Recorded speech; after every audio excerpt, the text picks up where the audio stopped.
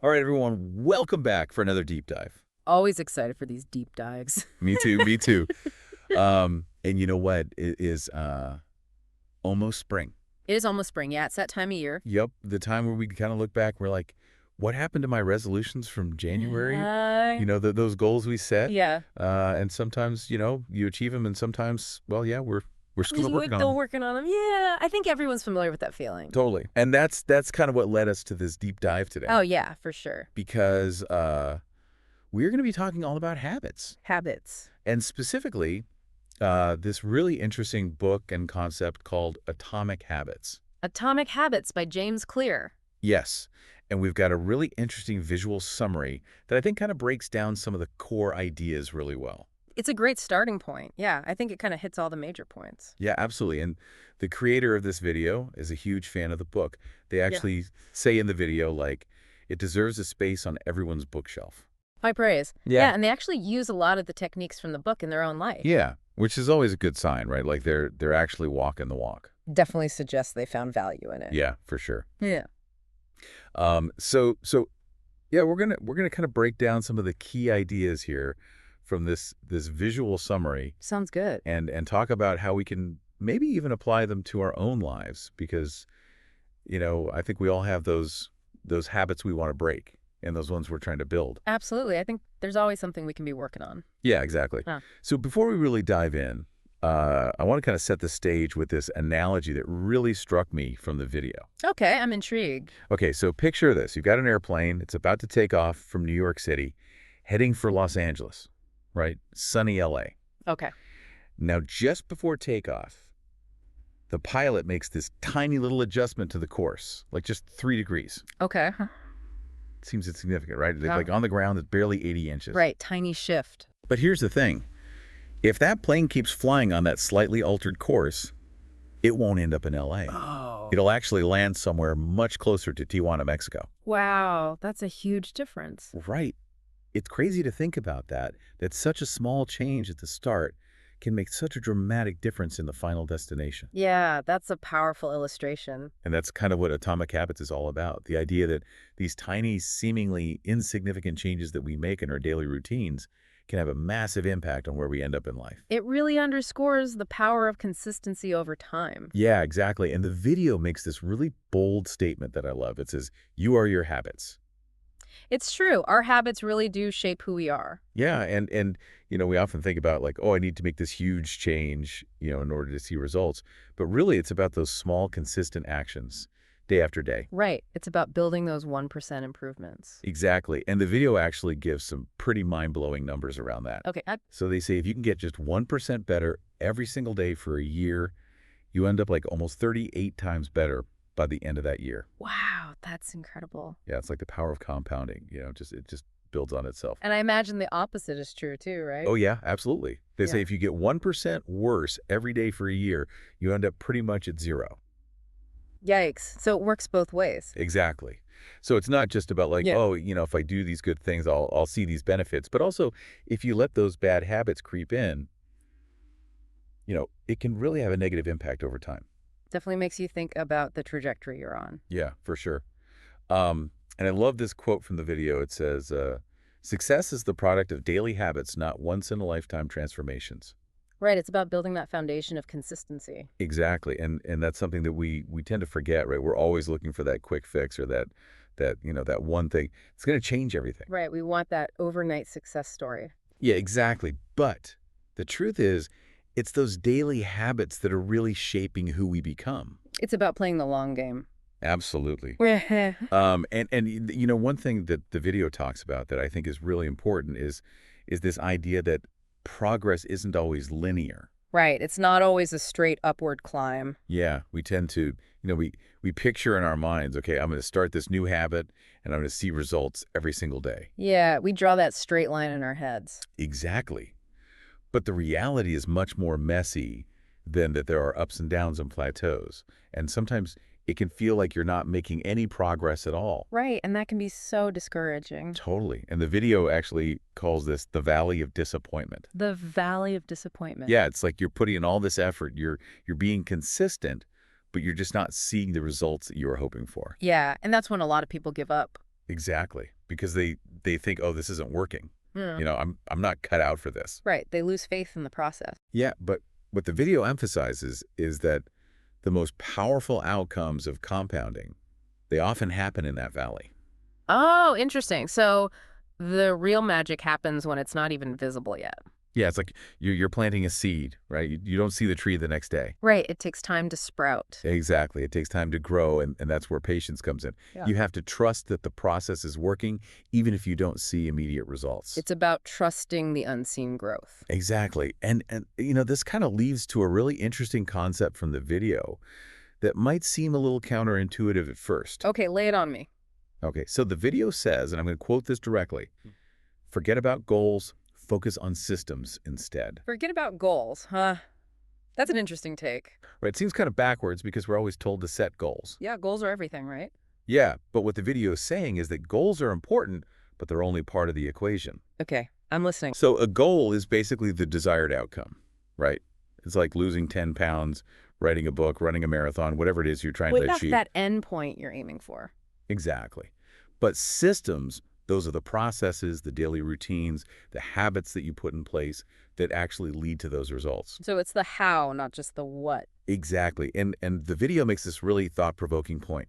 What if you completely disregarded your goals and just focus on optimizing your system? I've never thought about it that way. Right. Would you still find success? Yeah. And according to the video, the answer is yes. Interesting. So the system is powerful enough on its own. Yeah, because it's the system that's actually driving the progress. So the system is the engine and the goal is the destination. Exactly. And the video actually highlights a few problems with relying too heavily on goals alone. Okay, like what? Well, for one thing, successful people and unsuccessful people often have very similar goals, That's true. Everyone wants to be successful in some way. right? Everyone wants to be healthy and wealthy and happy, but it's not the goal itself that makes the difference. It's the system that they use to get there. Right. It's the actions they take consistently. Yeah, exactly. And another issue with goals is that achieving a goal often only brings a temporary change. Oh, I see what you mean. Like if you lose weight but don't change your eating habits, you'll probably gain it back. Exactly. It's like you've changed the outcome, but you haven't changed the underlying system. Right. So the change isn't sustainable. Yeah, and goals can also create this kind of either-or mentality. You either achieve the goal and you're a success, or you don't and you're a failure. Right. It's like this black and white thinking. Yeah, and that can be really demotivating because even if you've made progress, if you don't hit that exact target, you can feel like you failed. Yeah. It's all about the end result, not the journey. Exactly. Yeah. And another thing that the video points out is that after you achieve a big goal, that motivation can often disappear. Oh, yeah, that makes sense. Like you finally run that marathon and then what? Yeah, exactly. You've hit that peak, and now what do? It's like you lose your momentum. Yeah. So the point here is that goals are good for setting a direction, but systems are best for making progress. I like that goals for direction, systems for progress. Yeah, it's about building those sustainable habits that will carry you forward even after you've achieved a specific goal. Makes sense. It's about the long term, not the short term win. Exactly.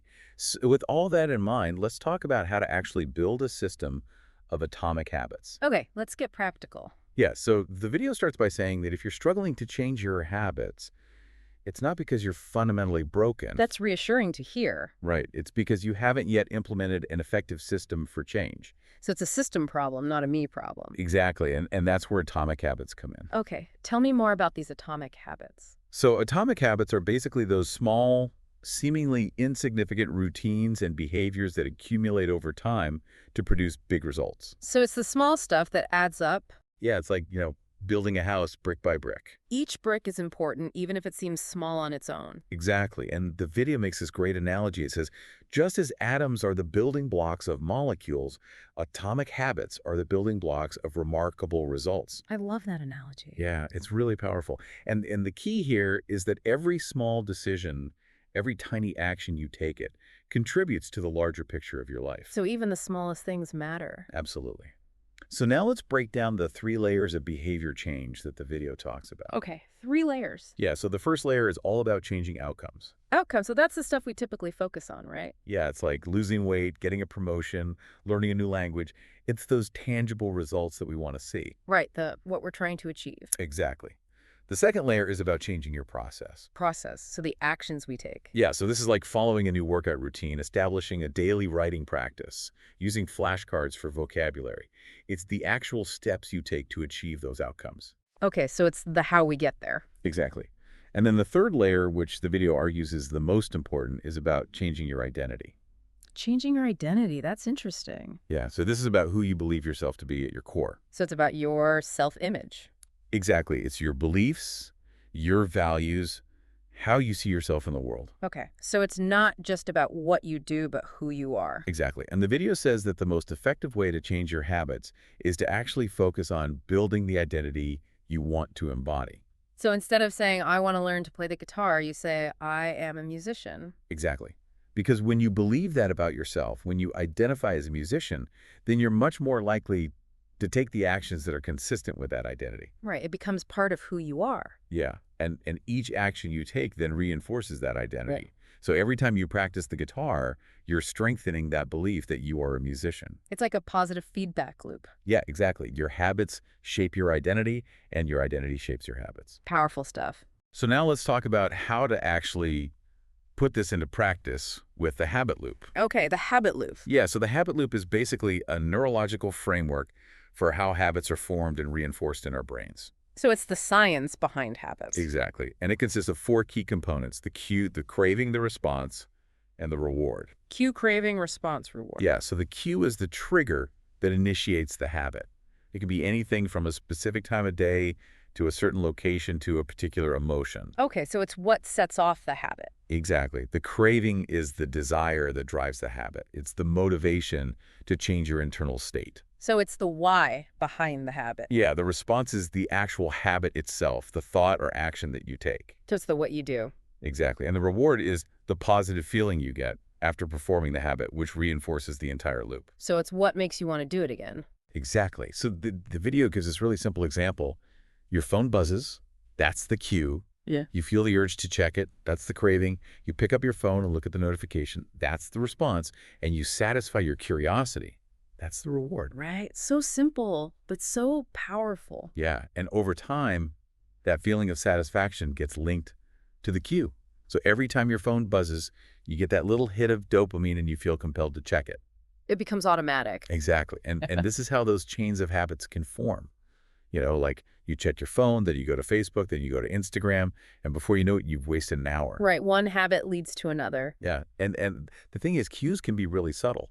You know, it's not always as obvious as a phone buzzing.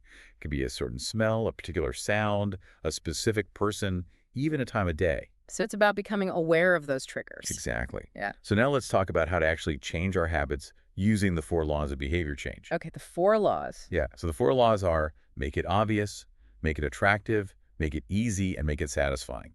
Okay, I like that it's a simple framework. Yeah. And each law is designed to influence a specific component of the habit loop. So it's like a recipe for habit change. Exactly. So let's start with make it obvious. Make it obvious. So this law is all about bringing your habits into your conscious awareness. So becoming mindful of what you're doing. Exactly, because you can't change a habit if you don't even realize you're doing it. Right, you have to see it first. Yeah. And the video introduces this tool called the habit scorecard. The habit scorecard. Yeah, it's basically just writing down all of your daily behaviors and categorizing them as positive, negative, or neutral. So like an inventory of your habits. Exactly. And the video has this great quote from Carl Jung that says, "Until you make the unconscious conscious, it will direct your life and you will call it fate." That's deep. Yeah, it's about taking control of your actions instead of just letting them happen on autopilot. Great, becoming the driver of your life. Exactly. And another important point under Make It Obvious is to be very specific about your desired habit. Okay, so instead of saying, I want to exercise more. Yeah, you would say something like, I will go for a 30-minute run every Monday, Wednesday, and Friday at 7 a.m. in the park. Much more specific. Exactly.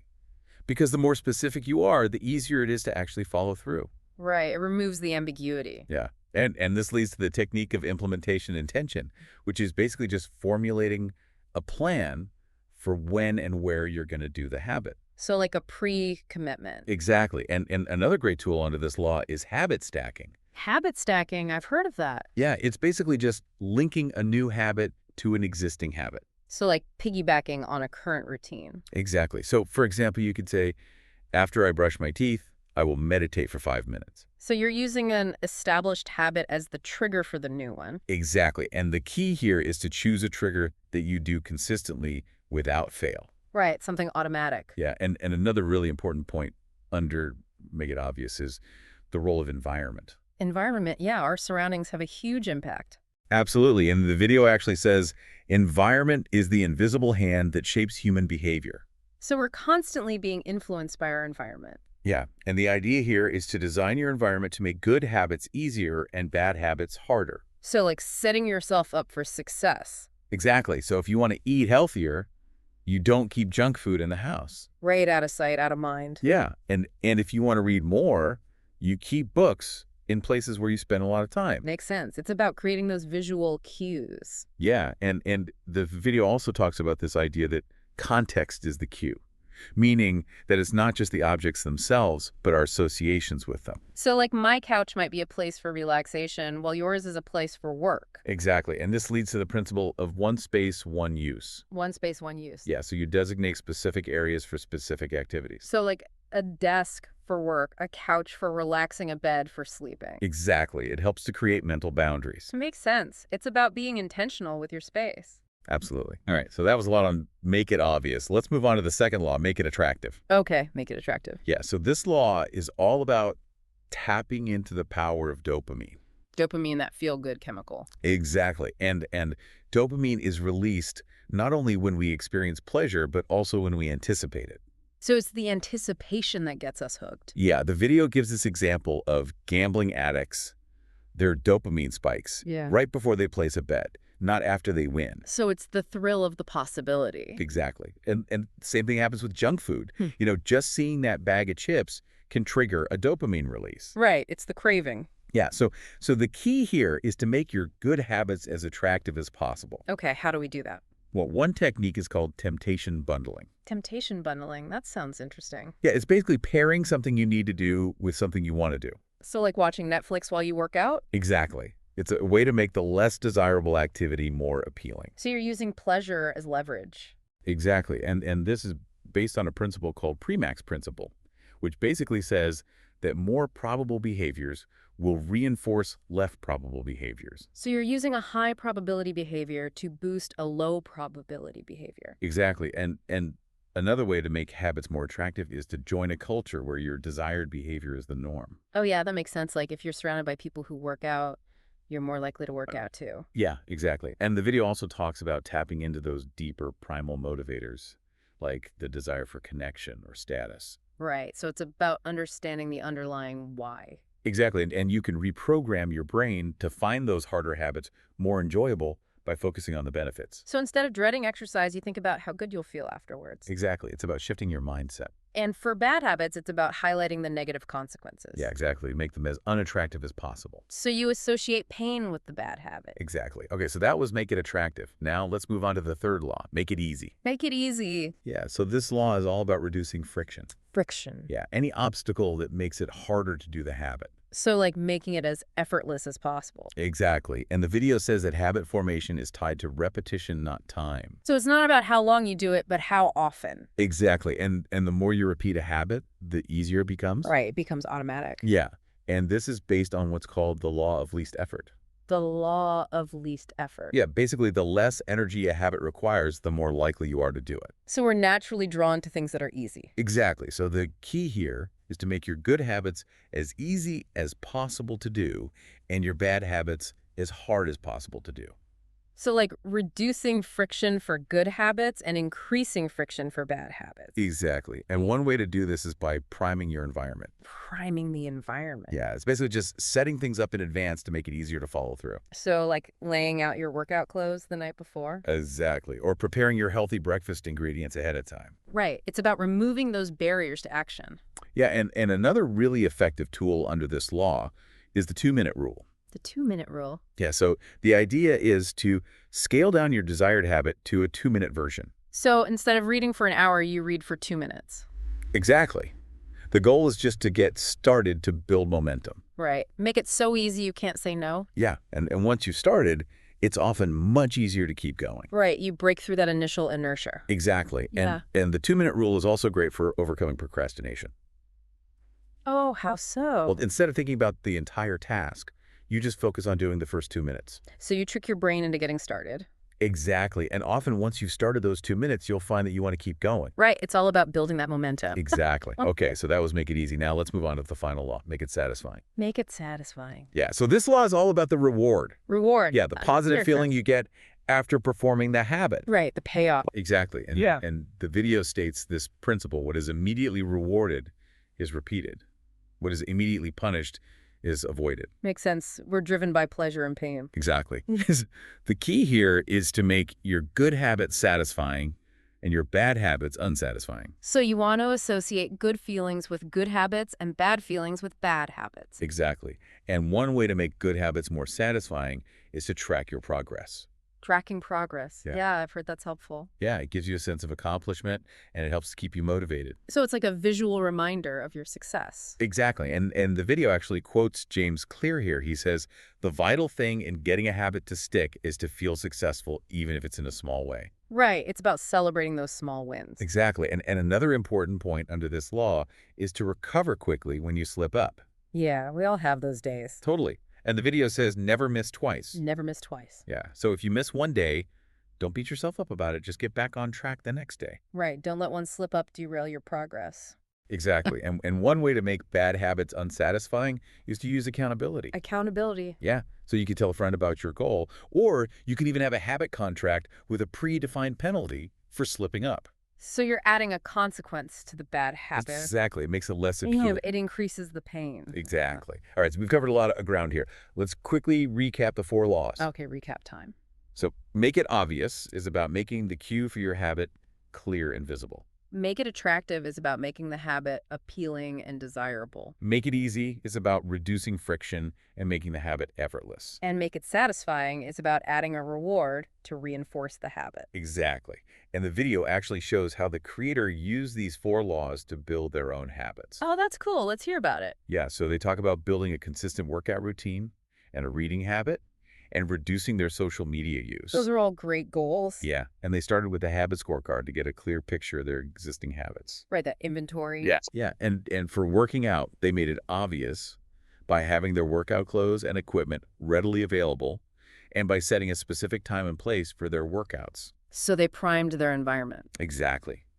And they made it attractive by listening to podcasts while they worked out and by focusing on the positive feelings they got from exercising. Right, so they bundled temptation and reframed their mindset. Yeah, and they made it easy by using the 2-minute rule to get started and by minimizing distractions during their workouts. So they reduced friction.